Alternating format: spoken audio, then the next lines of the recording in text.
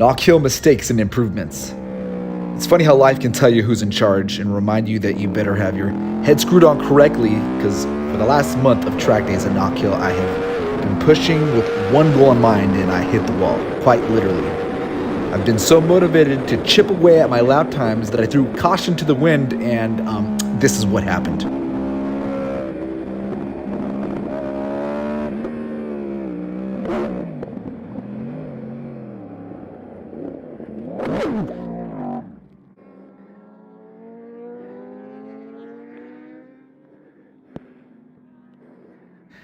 It's funny how professional coaches will say, don't chase lap times. But how else are we supposed to evaluate ourselves on the track? I don't go to that track to leisurely ride around. I also don't go to track days to shoot the shit with like-minded people. Though that might be a topic for another day, as I've made some buddies with people who can actually help me out, give me advice, equipment, riding, and go to track days with me. In a previous video I made a few days ago, titled Failed Goals, I made a simple goal for myself because I'm a goal-oriented person on my way to becoming a motivational speaker. In fact, check out my Fix You channel along with supporter of this current channel, Jocko Fuel, using code JockoFactory to get some percentage off. I probably should know that. Either way, in that failed goal video, I decided to make simple goals for myself. A simple goal of hitting 100 laps at the Knockhill Open Track Day, no pressure, on July 14th. And test out the live stream equipment so I can get a better understanding for my equipment and so forth.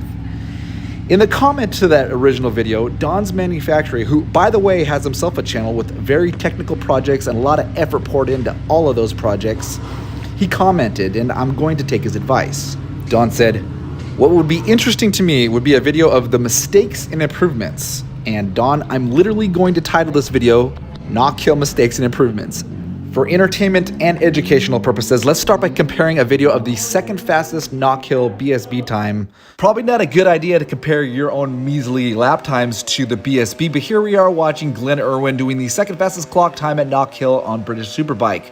Going over the straight, nothing irregular as far as I could tell going into Duffus Dip, but what I find interesting is right here, how fast he muscles it, tilts it from one side to the other, to the right, to the left. Nothing out of the ordinary from Scotsman, but leading up to the chicane, it seems like, from my untrained eye, bam, it seems like the rear end kicks out right before the chicane. But that's me and my amateur hypothesis. And as we go on through the track watching the video, it's like watching one of my track days 30% faster. So realistically, if I want to get a good handle on what Glenn Irwin's doing, I think I need to play this at a slower level just so I can see what he's doing on each turn, especially coming up to the hairpin. I want to know, actually, I'd love to know how much speed he's carrying before he comes up to the hairpin so that he can exit out it and hit the straight with as much speed as possible.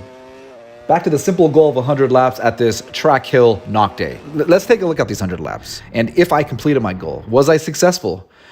I brought two bikes to Knockhill, my R1, which I'm setting up a live stream to record my laps, and my wet bike, a Fireblade, which I was going to use my helmet can to count the remainder of laps, as I can't swap the timer to either or bike. I don't have the same mount. Unfortunately, the videos for my helmet, for some reason, didn't record to the SD card. I know this is an excuse, but now I can't prove how many laps I did in the wet. Basically zero, because I can't prove it. I counted how many laps I did with my timer on the R1, and I did 68. I'm pretty sure I did, if not equal to the amount on the dry bike to the wet bike. So with that simple counting, it's probably 120 to 130 laps that I did on the open track day, but I can't prove it. So the most I did on that track day, the most I'll be able to give myself credit for, is 68 laps.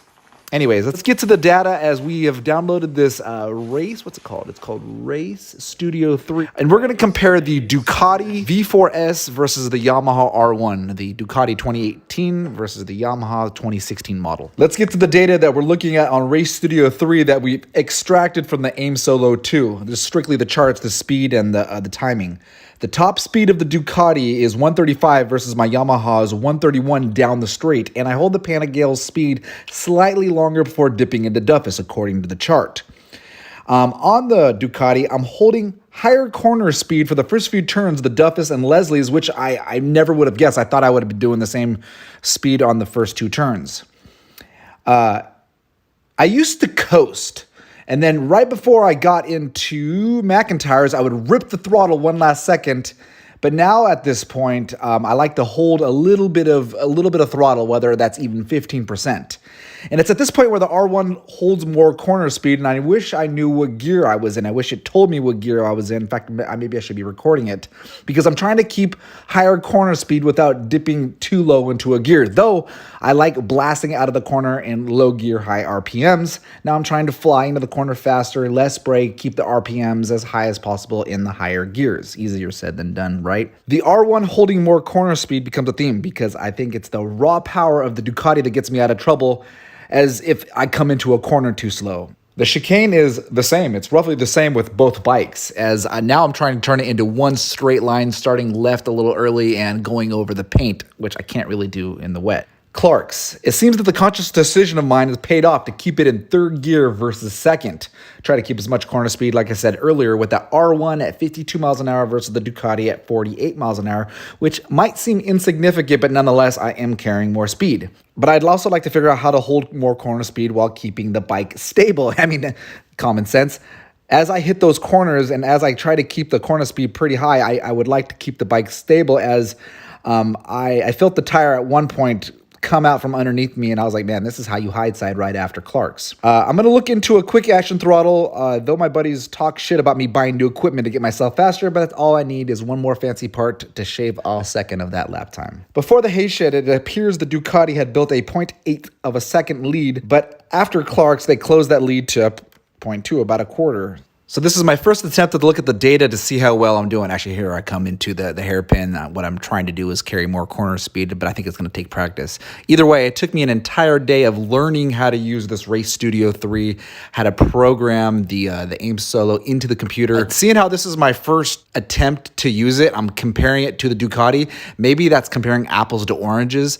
Maybe I need to compare it to other people, see their lines. Going back to that Glenn Irwin, his lines are so much different than my lines. Number one, he's carrying so much speed that he has to kick the bike out onto the blue, where me, I'm in the middle of the track. And actually, at one point, out of Clark's on the railway, he likes to get in the middle of the track, even kind of to the right, to block anybody coming down to the right of him who wants to dive bomb him, like which happens to me on track days, you asshole.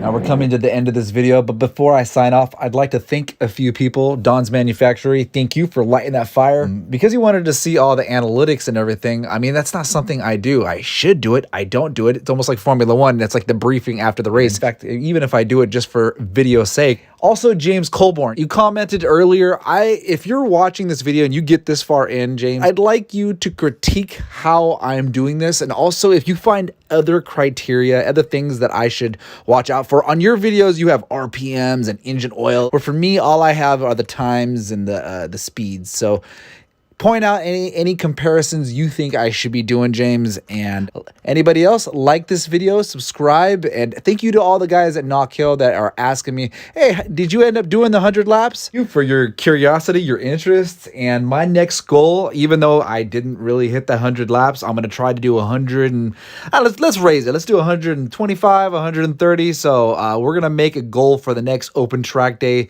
because that's where I can get the most laps. But the next regular track day, I'm also going to have to make myself an attainable goal. So see you next time.